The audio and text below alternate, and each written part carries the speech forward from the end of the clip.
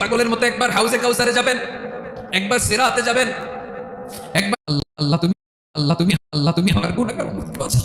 বিশ্বনবী পাগলের মতো একবার হাউজে কাউসারে যাবেন, একবার সিরাতে যাবেন, একবার পুলসিরাতের দিকে, একবার হাউজে কাউসারের দিকে পাগলের মতো দৌড়াতে থাকবেন।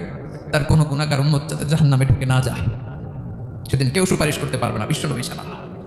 কিয়ামতের ময়দানে ওই বিভীষিকাময় সময়ে মুসিবতের কালে মানুষগুলো পাগল হয়ে বিশ্বনবীকে খুঁজতে আরম্ভ করবে। সবাই মিলে বিশ্বনবীর কাছে যেয়ে বলবে, ইয়া রাহমাতাল লিল আলামিন, ইয়া খাতামান নবীন রাহমাতাল লিল আলামিন। দেখেন আমাদের কি অবস্থা, কি কঠিন বিপদে আমরা আছি, দাঁড়াতে পারি না, সূর্যের আলোতে ঘেমে হয়রান। আজকে কেউ সুপারিশ করতে পারবে না। সব নবীরা অপারগতা স্বীকার করেছে, তারা বলেছে আপনি ছাড়া কেউ নাকি আল্লাহর সামনে দাঁড়াতে পারবেন না, আপনি একটু সুপারিশ করেন। বিশ্বনবী বলবেন, আসো আসো, আজকের দিনে আমি ছাড়া আল্লাহর সামনে কেউ দাঁড়াতে পারবে না। বিশ্বনবী মাকামে মাহমুদে যে আল্লাহু আকবার বলে সিজদায় লুটিয়ে পড়বেন।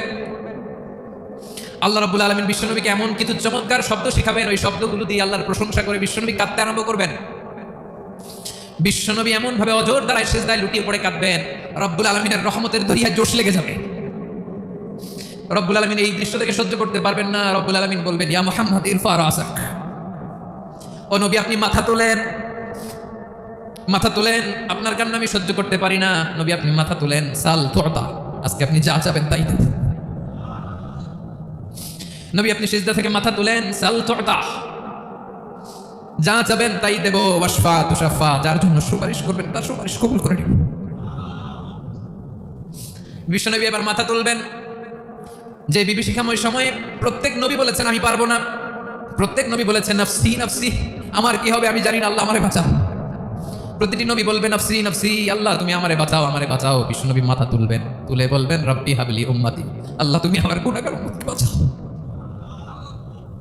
এই দুনিয়ার বুকে রব্বুল আলামিন সব নবীকে একটা করে দাওয়া মুস্তাজাবা দিয়েছেন, মানে যে দোয়া করলে কবুল হয়ে যায় সাথে সাথেই। দাও বিহা, দুনিয়ার সব নবীরা ওই দোয়াটা দুনিয়ায় করে ফেলেছে। সব নবীকে আল্লাহ একটা করে দোয়া দিয়েছেন, নবী দোয়া করলেই কবুল, সব নবীরা ওই দোয়া করে ফেলেছে দুনিয়াতে। বিশ্বনবী বলেন আমি করি নাই, ওয়া ইন্নী আখতাবিউ দাওয়াতি শাফাআতান লি উম্মতি ইয়াউমাল কিয়ামাহ, আমার ওই স্পেশাল দোয়াটা আমি দুনিয়ার বুকে কঠিন বিপদে পড়েও কোনোদিন করি নাই। আমি আমার স্পেশাল দোয়াটা কিয়ামতের দিন আমার গুনাহগার উম্মতকে সুপারিশের জন্য রেখে দিয়েছি। আল্লাহ বলবেন নবী ইরফা রাসাক, মাথা তোলেন, আর কাটবেন না। বিশ্বনবী মাথা তুলবেন, আল্লাহ বলবেন সাল তুতা, আপনি যা যাবেন তাই দেব। ওয়াশফা তুশাফা, সুপারিশ করেন, সুপারিশ কবুল করব।